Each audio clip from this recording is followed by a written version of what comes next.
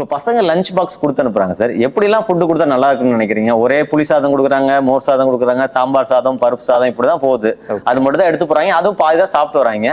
நியூட்ரிஷனிஸ்டா அந்த எப்படி பிளேட் நல்லா அவங்களுக்கு அமிச்சா நல்லா இருக்கும்னு நினைக்கிறேன். இந்த கான்செப்ட் வந்து இப்போ அடல்ட்டு கிட்டயுமே நிறைய வந்துருச்சு. இப்போ ஏகப்பட்ட டயட் சொல்றாங்க, பாலியோ டயட்டு, கீட்டோஜெனிக் டயட்டு. நம்ம அதுக்கெல்லாம் எதுவுமே போக வேண்டாம். நம்ம ரொம்ப வருஷத்துக்கு முன்னாடி ஆரம்பத்தில் ஸ்கூலில் படித்தது தான் பேலன்ஸ்டு டயட். ஒரு உணவு எடுத்துக்கிறோம் அப்படின்னா அது காலை, மதியம், இரவு எப்போவா இருந்தாலும் சரி, அதில் போதுமான அளவுக்கு, அதாவது புரோட்டீன், அப்புறம் போதுமான அளவுக்கு ஃபைபர் நார்ச்சத்து இருக்கணும், போதுமான அளவுக்கு மாவுச்சத்து கார்போஹைட்ரேட் இருக்கணும், குறிப்பிட்ட அளவுக்கு கொழுப்பு சத்து ஃபேட் இருக்கணும்.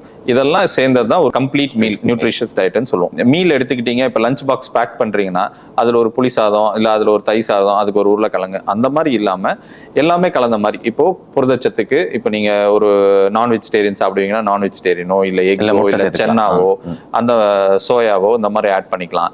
ஸோ அது நிறைய நீங்கள் ஆட் பண்ணும்போது ரைஸோட அளவு கொஞ்சம் கம்மியாகும் அவங்க சாப்பிட்றது. ஸோ கார்போஹைட்ரேட் ஆப்வியஸாக கம்மியாகும். ஃபைபருக்கு கூட ஏதாவது ஒரு சாலட், வெஜிடபிள் சாலடோ இல்லை கட் ஃப்ரூட்ஸோ நீங்கள் ஆட் பண்ணிக்கலாம். ஸோ இப்போ குழந்தை வந்து ஒரு கப்பு சாம்பார் சாதம் சாப்பிட்றான், ஒரு கப்பு தயிர் சாதம் சாப்பிட்றான், ஒரு கப்பு தக்காளி சாப்பிட்றாங்கிறது முக்கியம் இல்லைன்னு சொல்றீங்க. அந்த தக்காளி சாதத்துல வந்து வெறுமனே கார்போஹைட்ரேட் மட்டும் தான் இருக்கு, ஒண்ணுமே இல்லை.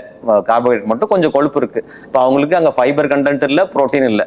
ஸோ தக்காளி சாதத்துக்கு கொஞ்சம் சாம்பார் எக்ஸ்ட்ரா சேர்த்துட்டு, கொஞ்சம் காய்கறி, கீரை, பழங்கள் சேர்த்துட்டா அந்த உணவு வந்து முழுசா இருக்குறீங்க. ஸோ இப்போ பெற்றோர்களே லஞ்ச் பாக்ஸ் ப்ரிப்பேர் பண்ணும்போது சாப்பாடை வெறும் சாப்பாடு சாப்பிட்றாங்கிறத ஒரி பண்ணாதீங்க. ஸோ சாப்பாடு கொஞ்சம் வச்சுக்கோங்க, கொஞ்சம் காய்கறி வைங்க, கொஞ்சம் கீரை வைங்க, கொஞ்சம் பருப்பு வைங்க, முட்டை இருந்தால் முட்டை வச்சு கொடுத்தீங்கன்னா சரிவிகித உணவாக இருக்கும்னு நினைக்கிறீங்க.